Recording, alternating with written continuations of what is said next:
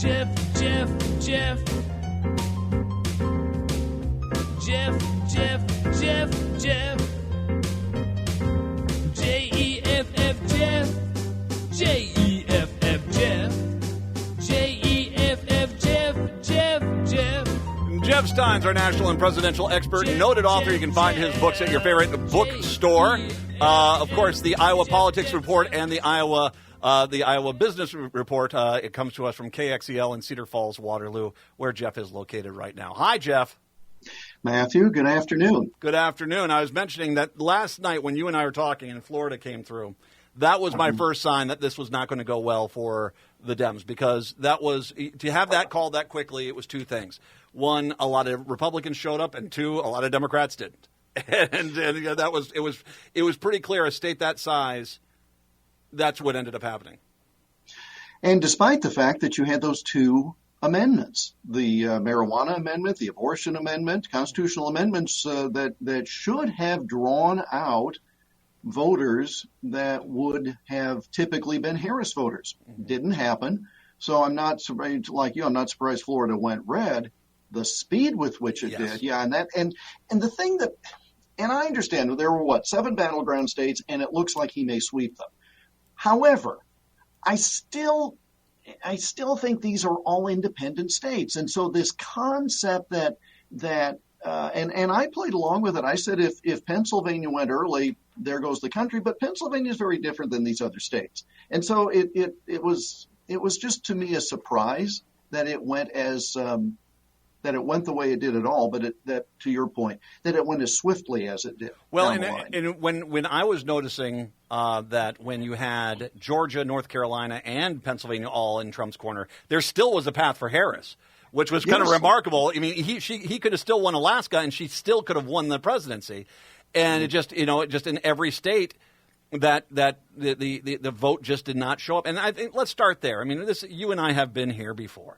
Democrats 2010, 2016, they just didn't show up. Now, I know the numbers are somewhat similar in some of the battleground states, but the reality is overall, I mean, she was only at, what was the number I had earlier? She was only at 66 million votes. That's 15 million less than Biden got. And, granted, some of that's New York, some of that's California and stuff where it was never really in question, but there was clearly an enthusiasm gap on the Democratic side. The way that and I don't know, your numbers may be better than mine. I have it that the popular vote was 72 million Trump, 67 million Harris. It's pretty close. You rounded up a little bit, and this was at noon when I got these numbers. Yeah, but notice that's 2 million less for Trump than last time. Yes. The problem is it's 14 million less for Harris. And again, we don't keep score by the popular vote; it's the electoral vote. There are a lot of people on the right today who are talking about this red wave. There's no red wave. And here's why. The popular vote, and I understand we don't keep count that way, was 51% Trump, 47.5% Harris. Yes. That's a close race. Yeah. Okay. In the state of Iowa, we had 4 congressional seats, all held by Republicans. 2 were on the DCCC's must-have list. One Republican incumbent won with 50.1%, and the other one with 51.5%. Now, yes, those, there are no moral victories here. But my point is, and your point, I think, with regard to turnout, it doesn't take much to flip those. No. And so for everybody who says, look at this mandate, no, there's an election. What you do with it is what's important. And the last time Trump won the presidency, the Republicans won the House, and the Republicans won the Senate, they spectacularly frittered the opportunity away, which led to the 2018 midterms. And then ultimately 2020. Well, and reminder, the only thing that got passed in that first 2 years was that massive tax cut, which ended up creating a massive deficit.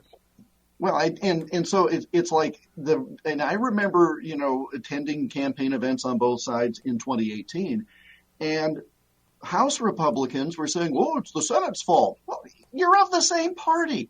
Voters are not going to distinguish and say, oh, well, a pox on all you Senate Republicans' houses, but not the House. You can't do that. Yeah. So unless they get their stuff together. Now, it is different this time in that the last time you had these professional politicians who were running the House and the Senate, and they had some skepticism of Trump. They actually figured, new guy, we'll steamroll him. And then it just didn't work out. This time they're all together. That may not be a good thing. But I just want to start by saying, you and I have talked for 5 years about how bad a candidate I believe Kamala Harris was in the caucuses, et cetera. The loss is not due to her. No, it's not. As a matter of fact, I would make the argument, and I said this. I don't think this was Biden. Biden, I don't think would have won this. I think that Biden stepping aside was not the linchpin to this whole thing. And I think Harris and Walz actually ran a really, for the most part, I mean, I can get real nitpicky with certain things. I mean, there's that 2 weeks where they did a bunch of interviews and they should have probably been doing more rallies. That's nitpicky. I'm not going to go down that road. It comes down to, well, let me ask you this. How much is the misogyny factor here? I mean, that is one thing I've heard from a lot of women who have said, they've seen this before. This is, you have a competent candidate and you have a person who he apparently likes Hitler, is friends with Jeffrey Epstein, and tried to do something to a microphone. And, here we are, he kind of trounces her. I'm not going to say it's not, there definitely is some misogyny here, but I don't, what is your thoughts on that?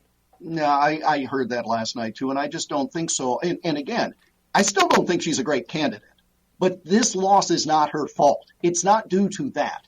It is due to, and I'm sorry, with apologies to Mr. Carville, it's the economy, stupid, right? Because there are a lot of people who, and again, look at the shifts in terms of, you had 8 years of Obama, then it was Trump, then it was Biden, now it's back to Trump.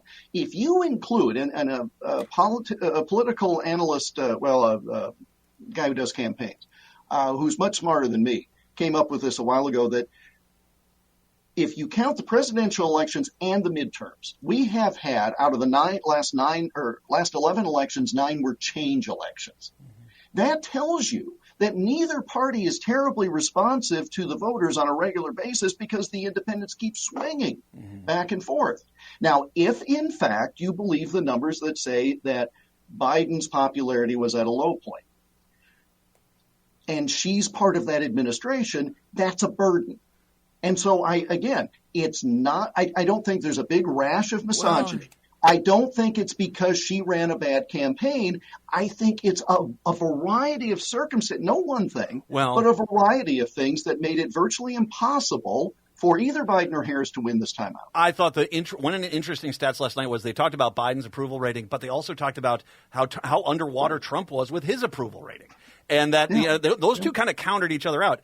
I'm going to make an argument. You tell me how wrong you think I am.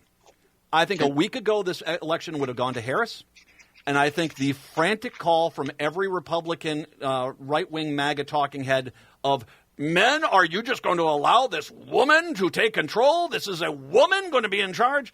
I mean, there was repeated and consistent appeals directly to the alpha bro community. And let's face it, as far as enthusiasm goes, white men and white women are what carried Trump.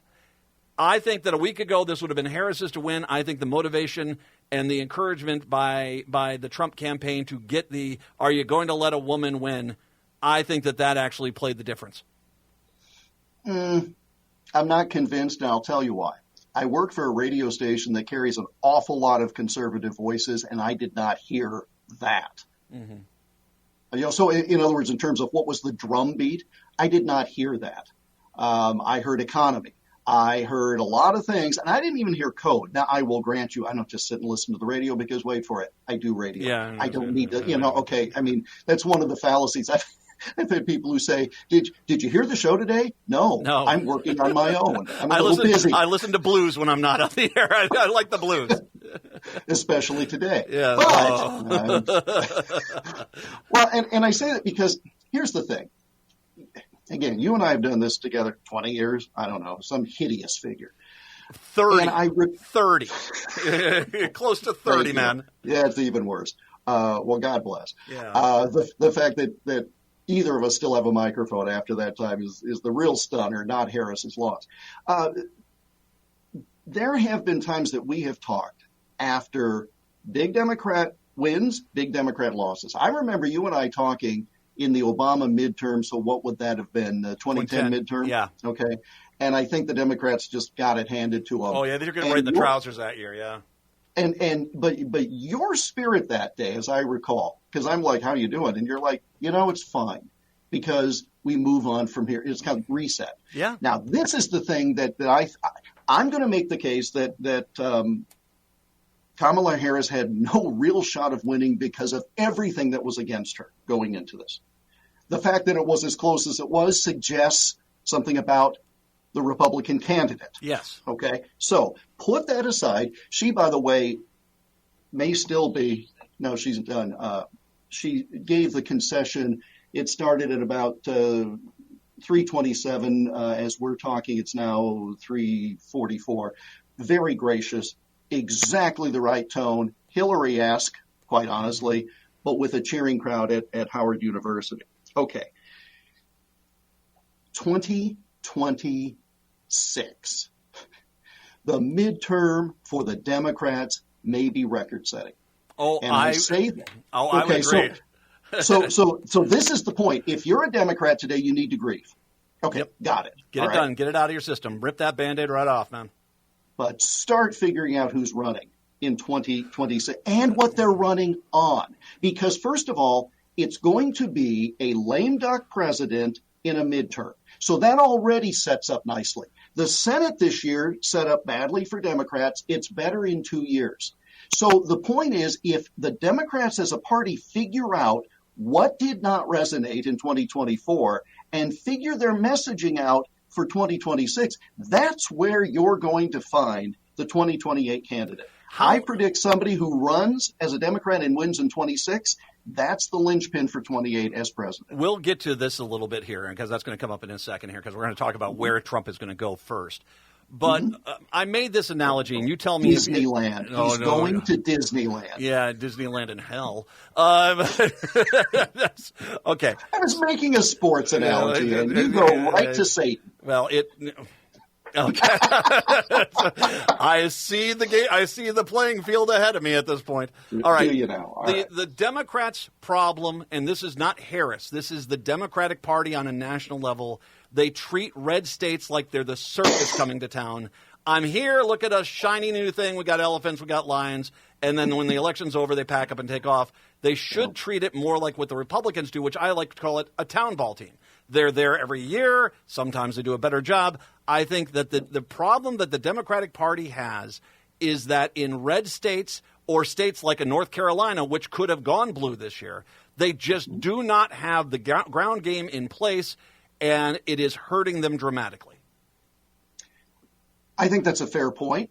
I think there are too many Democrats who cede territory. Well, we'll never be able to get that state. Okay. Now, there is a friend of mine in broadcasting, and actually I think he appears on your air.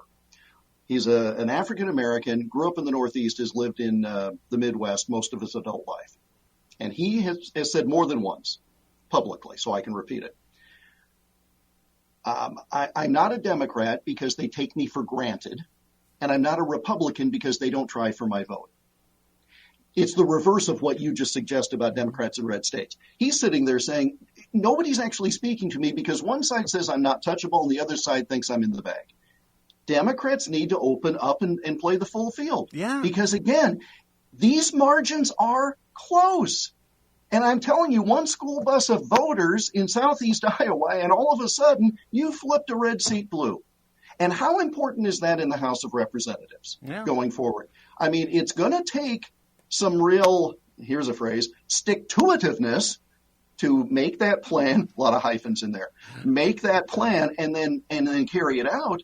But that's how you're going to win, one seat at a time. And they're not all going to be in blue states. In fact, you're never going to grow the pie that way.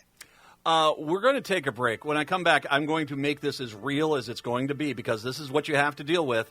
This is what's coming forward, and we know Project 2025 is part of it. Hey, they feel entitled to that now. Jeff Stein is joining us on our post-election wrap-up, 952-946-6205. We'll take a break. Come on back. It's the Matt McNeil Show here on your Wednesday. You dug your grave, but will you fall in? Keep playing games.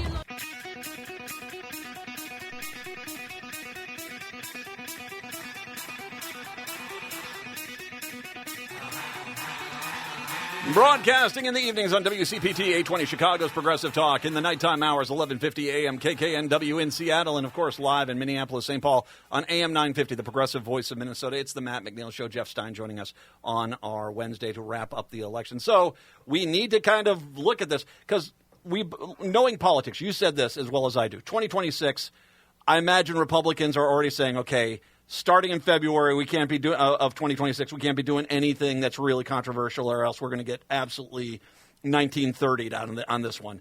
So you basically, what you're going to look at is this next year is going to be hot and heavy. Their big stuff. So in your mind, what is it going to be? The first thing, is it going to be mass deportation centers? Is it going to be a nationwide abortion ban? Is it going to be going after Social Security and killing that for once and for all? They're one of their great white whales. The end of the Department of Education. What do you think will be the focus of Trump and his administration in that first few months? It will not be a nationwide abortion ban. Are you sure? Yeah. Okay. I know. I really am. I just do not think there's any stomach for that.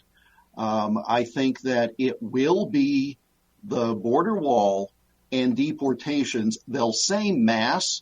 I think it will be much more targeted. But I think that's going to be and the economy. Most of these exit polls said was number one in terms of key issue. But Trump thinks it's immigration. So it's going to be immigration. Well, I think that. And really quick, if I can.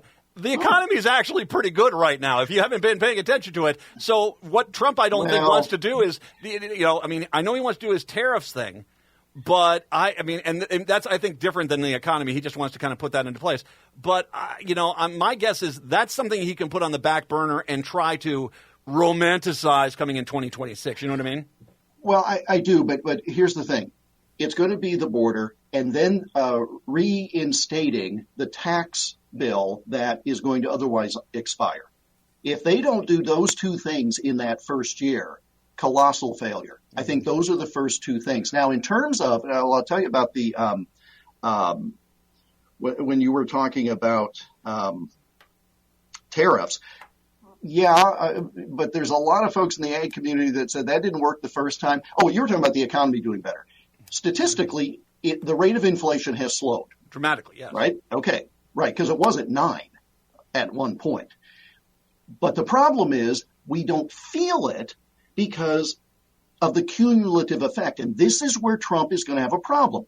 If you voted for Trump saying he's going to fix the economy, inflation the price of groceries specifically, yes. It's not going to go down. That's called deflation, and that doesn't happen. Now, can he get the rate of inflation down lower than it is? Yes, but my grocery bill's still going to be going up every month.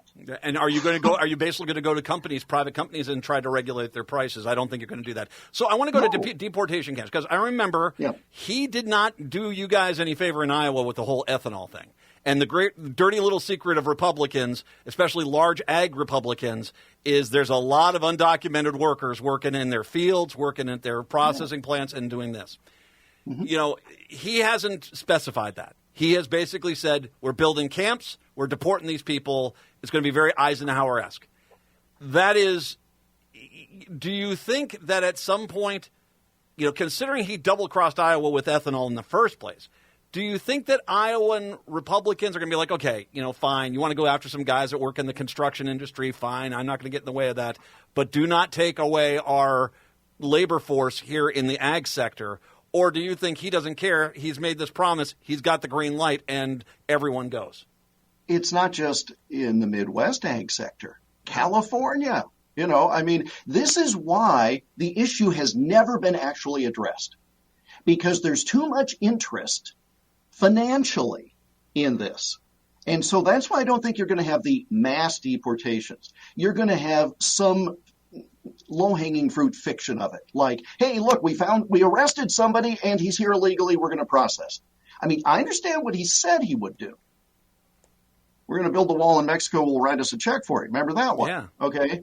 So I just. But it's a different world than 2016, and he's got zealots around him, and he's got zealots that really want to do this sort of thing and are excited about doing this and love the idea of it. And he also has wealthy people who want to make a buck off this thing and make it deportation camps. That's going to cost us a lot of money. As a matter of fact, I thought the estimate was per year, a few $1 trillion per year to do this. That's money to be made. The reality is I think he's going to, if he goes with that route first, I actually think Social Security is the one he's going to go after because that's the great white whale. And I think that enough Republicans want that gone, and they can try to do it and then try to resell it, and they'll never get another window like that again. I think that they'll try to do it. I don't think abortion ban. I really don't think Social Security, and I think it'll be lip service on deportation. I think you'll have a stronger wall, but lip service on deportation because it was easy to sell, right? I mean, you can say, oh, we're going to round them all up, and people go, round them up. There I go doing. That's your stick, the impressions. I'm sorry. All right, so then let's go to two other ones. Yes. Will he make transgender people illegal in some capacity? Will there be much harsher rules on that because that's one of the things that they ran on? I think somehow with regard to athletics, but I don't think with regard to these people are illegal. I haven't heard any sort of tangible proposal on that. Have I got some social media interactions I need to show you? Well, I'm sure. And that's his base. Department of Education. I mean, that's another great white whale. Yeah, the Republicans want to get. You think that's gone? Well, let's keep in mind it was brought to life in the Carter administration, as I recall, and I think they will get rid of that and redeploy the dollars. Now, does that mean a federally based private school voucher program? I don't know. I think it's going to be statewide. I think what you're going to do is going to have kind of similar with the abortion issue now. You're going to have state by state. And some states, I think like Minnesota, will have a very simple situation where it'll be a very similar model to what it was. But in states like Texas and Oklahoma, it's like, Jesus wants you to read this Bible 4 hours a day. And I think that's what I think it's going to be a very Christian-heavy version of public school. But only if it's a China-printed, God bless the USA Bible with Donald Trump's signature. Without a doubt in my mind. You don't think for 1 second that they're going to feed? I mean, Trump's going to make. He's off the hook. He's not going to be held accountable for anything. And this was right now. It's printing money. He still has to be sentenced next month. Don't forget that. You have a criminal sentencing ahead. Jeff Stein, once again, I will post this a little bit later on. Thank you, Jeff. We'll talk to you later. Seattle, Chicago. Talk to you tomorrow. Minneapolis, St. Paul. Hour 2 up next.